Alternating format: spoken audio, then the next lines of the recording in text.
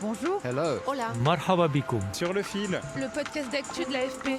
des nouvelles choisies pour vous sur notre fil info. Au cœur de la jungle colombienne, des membres de la communauté indigène des Yaguas doivent désormais remonter à pied le lit asséché de l'Amazone pour se ravitailler en ville. Car oui, l'un des plus grands fleuves du monde se trouve partiellement à sec, frappé par des cycles d'intense sécheresse. En cause, le réchauffement climatique et la déforestation. Dans cet épisode, je vous propose un voyage au cœur d'une des plus grandes forêts de la planète, aux 3 frontières, là où l'Amazone traverse la Colombie, le Pérou et le Brésil. Ici, le destin des communautés indigènes est étroitement lié au fleuve qu'elles empruntent pour se déplacer et se ravitailler en eau et en nourriture. Un épisode préparé et réalisé par Pierre Moutot, avec sur le terrain David Salazar. Sur le fil. Sous un soleil brûlant, une vingtaine d'hommes, de femmes et d'enfants, membres de la communauté indigène des Yaguas, progressent avec difficulté. Ils marchent sur une langue de sable aride, longue de 3 km. C'est le lit d'un bras de l'Amazone. Ils portent sur leur dos des sacs de nourriture et des bidons d'eau de 6 litres, nécessaires à leur survie. Il y a quelques semaines, le déplacement se faisait en bateau, mais désormais, ils doivent marcher 2 heures sur le lit asséché du fleuve. C'est là que s'écoulaient des centaines de milliers de mètres cubes d'eau par seconde, après avoir dévalé les Andes péruviennes, où le fleuve prend naissance. Victor Francelino a retiré ses baskets pour marcher plus facilement, son bidon d'eau appuyé sur la nuque. La première sécheresse a eu lieu en 1993, du moins une sécheresse comme celle-ci. Et aujourd'hui, en 2024, c'est la même chose. Bien sûr, il y a des sécheresses tous les ans, mais jamais telles que celle-là. Le débit a baissé de 90% dans certains bras du fleuve, comme ici, à Leticia, dans la région dite de Tres Fronteras.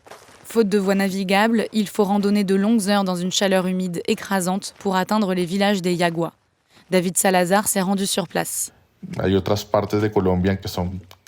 Il y a d'autres régions très chaudes en Colombie. Et bon, disons qu'on s'y habitue. Mais on ne s'attendait pas à ce qu'en Amazonie, avec une telle végétation, on ressente une chaleur pareille. On a dû marcher pendant plusieurs heures. Il faisait si chaud que nous avons été pris de vertige. L'humidité était de 90% ou quelque chose comme ça.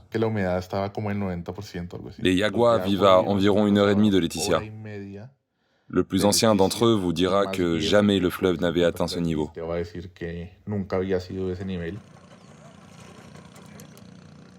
Les quelques centaines d'habitants de Macedonia, un village à quelques kilomètres en aval de Leticia, vivent entre le fleuve et la forêt depuis des générations. Longtemps, ils ont subsisté grâce à l'agriculture, la chasse et la pêche. Pour les millions d'habitants du bassin amazonien, le poisson est une source vitale de revenus et de nourriture.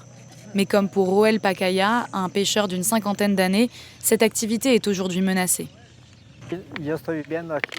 La sécheresse est trop importante.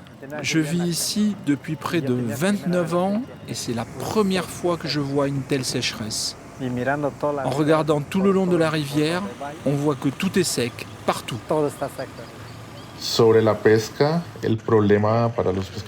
ce qui concerne la pêche, le problème des pêcheurs, c'est essentiellement qu'avec la formation de bancs de sable, ils doivent parcourir de plus longues distances pour se rendre sur les lieux où ils pêchent. Ils doivent faire des zigzags, et cela peut prendre beaucoup plus de temps, 3, 4 heures.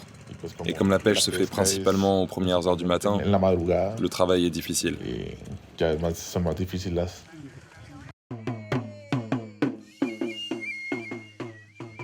Les difficultés ne s'arrêtent pas là. Au fil des années, le tourisme est devenu l'une des principales sources de revenus pour les habitants de la région. Mais à Macedonia, la grande maison de bois qui accueillait les visiteurs s'est vidée. Ils sont maintenant très impliqués dans le géotourisme. Ils accompagnent les étrangers pour des excursions dans la jungle et ont construit des hôtels et des auberges. Ils sont très affectés par la sécheresse, car les touristes ne veulent pas aller dans des endroits trop éloignés ou difficiles d'accès. Et aussi parce qu'il y a un risque que les barques ou les bateaux à moteur s'enlisent dans la boue. Les femmes de la communauté doivent désormais faire la route jusqu'à Leticia pour vendre des sacs et des objets en bois sur les marchés dans une chaleur accablante. Les femmes en particulier vendent de l'artisanat. Elles Elles se rendent à pied à un lieu touristique appelé Playa de los Micos et ils vendent des objets artisanaux. C'est leur principale activité économique.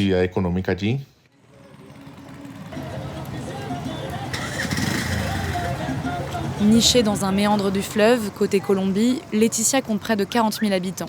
C'est le principal centre urbain de la région. David Salazar y retrouve Santiago Duque, coordinateur du laboratoire de gestion des zones humides de l'Université nationale de Colombie. Son équipe et lui suivent avec inquiétude les effets de la sécheresse sur le système aquatique de l'Amazone. Le changement climatique n'est qu'un des problèmes qui touchent l'Amazonie. Nous détruisons sa forêt, sa biodiversité et sa capacité à produire de l'eau. Cette sécheresse est en principe saisonnière, même si elle est particulièrement aiguë cette année. L'eau reviendra sans doute, mais pour combien de temps ? Si nous réduisons la couverture forestière de la forêt amazonienne, alors cette mécanique de la nature qui génère de l'humidité pour former des nuages disparaît. C'est donc une grande source de préoccupation. Les scientifiques redoutent que l'Amazone connaisse des transformations irréversibles. Dévastée par la sécheresse et les incendies, la forêt luxuriante, poumon de la planète, deviendrait alors en partie savane. Les conséquences seraient incalculables pour les millions d'hommes, de plantes et d'animaux qui y vivent et au-delà. Les communautés locales, elles, tentent déjà de s'organiser pour s'adapter au changement climatique. Sur place, David a aussi rencontré Eudocia Moran. Isolée par l'assèchement du fleuve, cette dirigeante autochtone de la communauté des Tikuna mise sur le retour aux traditions agricoles de ses ancêtres. Et pour pallier le manque de ravitaillement, elle a commencé à cultiver des champs sur les terres dégagées par la sécheresse dans le lit du fleuve.